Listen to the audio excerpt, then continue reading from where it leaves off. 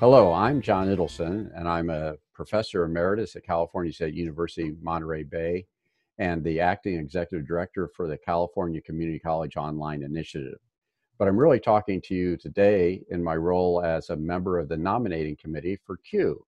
And today we have a chance to talk to a number of the people running for that position. So, Jason, can you start with your name, your title, and what was your first Q experience?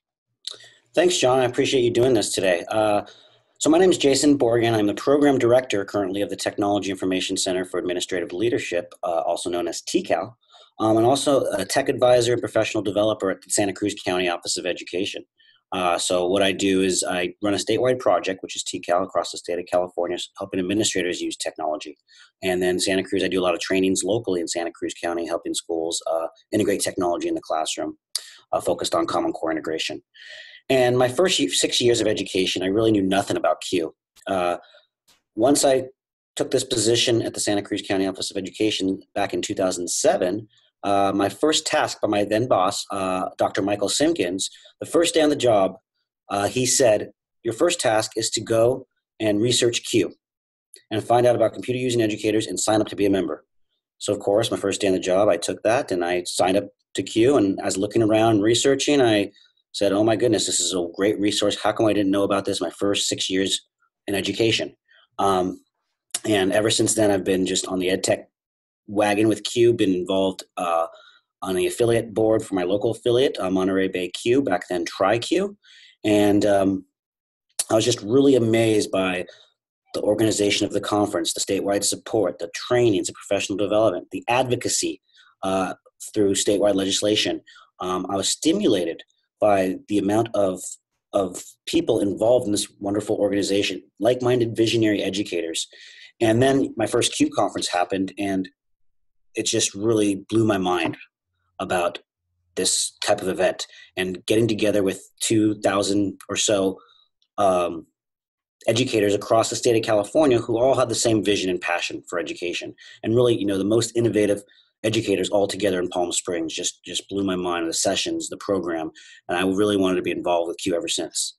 And now I'm co-president of the Monterey Bay Q board, and we went from a small affiliate of membership of about 30 to 40, and we grew over 100 since last year. So it's been quite an experience, and I hope to help statewide as well. That's great. It's interesting. We all seem to have good, fond memories of our first Q meeting. You've already told us more about yourself. So this part of the question, why do you want to serve as a member of the Q Board of Directors? Good question, John. I started teaching right out of college, a young, naive 22-year-old, and I was always a very savvy technology, integrated technology quite a bit. As a science teacher, I taught middle school science for about 6 years or so, and I was always really into technology integration, but I didn't have the formal training to support that integration. I set up discussion boards for students. I used scientific probeware, and I was always kind of savvy and kind of was able to pick it up. But I wish I had the support that Q provided other educators, especially at that young of age. I think I have a different perspective, being kind of on the cusp of the millennial generation and taking this my mentality of growing up with computers and growing up with devices and digital tools out there. I think I have a mindset that can really help shift where we're trying to go in the 21st century. And I really want to make sure Q is relevant for teachers and administrators and educators and community members across the state, realizing the importance of technology in education. And I've been doing it locally through the Tri-Valley region here in Monterey, Santa Cruz, and San Benito County, and now I want to take that statewide and really support these educators across the state. My work with TCAL does a lot. I already do a lot of statewide work with administrators. Now I want to expand that to coaches, to instructional technology specialists, to teachers, and most importantly, these young teachers who are coming up with tech savviness, but not necessarily ways in a mentality of how to use it in the classroom professionally. And really, I think I can help assist with that. So that's great. And I want to end with our final question is, what are some of the greatest challenges we have in education, and how can Q and Q leadership help meet those challenges? Well, The big elephant in the room is CCR, and that's not Creedence Clearwater Revival. That's College and Career Readiness and the shift to Common Core. This big shift of how everything integrates technology. If you've seen the Common Core and those folks out there, if you've looked at all the technology explicit standards, they're all over the Common Core state standards. So this big shift in preparing teachers for technology integration and how technology is just not this box on the side anymore. The technology needs to be integrated in everything we do. Curriculum and technology need to be one. And really, I think that's a big piece on how do we get those teachers who are not part of the choir involved with Q? How do we get those teachers who are focused on curriculum and cutouts and doing all this stuff? They're great teaching, but they don't have the instructional technology chops.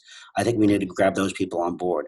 And I really want to help, make a movement on showing the importance of curriculum. This is, Q is not just about technology. It's really about curriculum and really focusing on technology integrated into that curriculum. It's not about the tool. It's really about how we teach, and it's about pedagogy. And I want to make sure to show that those two intersect in one. And really, another big piece is with a lot of teachers retiring or soon to be retiring in the near future for the next 5 to 10 years, we're going to have a big shift of new teachers. And how do we prepare those new teachers to teach in this 24/7 learning environment, making learning relevant for our students? How do we help them prepare students for this future that's unknown, and what these jobs that we're preparing our students for, these colleges? Many of our kids are going to be taking online courses.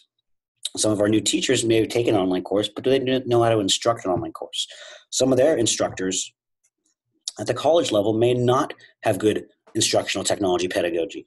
Are they being trained? How can Q dive into that sector? And John, you're a great model for other professors, but I think, honestly, you're one in a million, so to speak, and we need more professors like you. So I think we need to really make that shift on higher ed as well in Q and go K-16.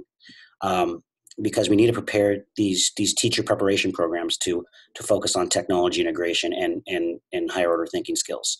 And of course, making technology be seamless in our classroom so students are always engaged, in this informal learning environment, and preparing a 24/7 classroom, really what that looks like, and not make it too challenging for our teachers. So hopefully, I can assist with that, being on the Q board of directors.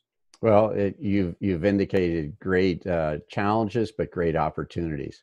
Oh, great, thanks. What I'd like to do is first thank you from the nominating committee and from the Q membership for actually stepping up to the plate and running. And thank you for sharing some of your thoughts with us today. And for those of you watching, be sure to vote.